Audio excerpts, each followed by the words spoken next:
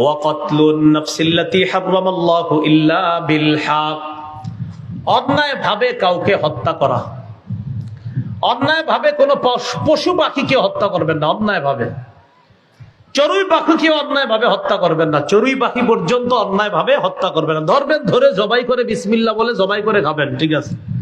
কিন্তু গাছে বসে রয়েছে বেচারা, আপনি একটা ইট মারলেন এইভাবে, এটা হত্যা।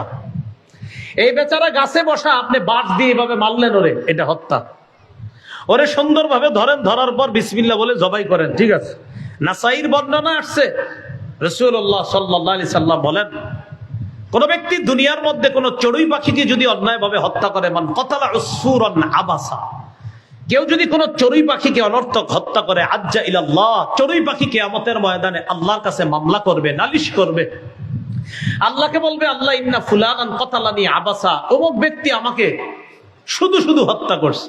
ওয়ালাম ইয়াকতুলনি লিমানফাআ, আমারে কোনো উপকারের কারণে হত্যা করে নাই। মাবুদ, আমারে যদি জবাই করে খাইতো ঠিক ছিল, কারণ আমাকে তার জন্য হালাল বানাইছেন। কিন্তু আমি বসেছিলাম গাছের ডালায়, এই লোক শুধু শুধু নিচ দিয়ে যাইতেছিল, আমারে মাইরা পানিতে ফেলাই দিছে।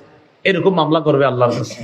এখন বলেন, কোন পাখি যদি মানুষের বিরুদ্ধে হত্যার মামলা করে, তাহলে মানুষ যদি অন্যায়ভাবে হত্যা করা হয়, সেটার কি অবস্থা হবে? হ্যাঁ, আর যদি কোন মুসলমানকে অন্যায়ভাবে হত্যা করা হয়, সেটার কি অবস্থা হবে?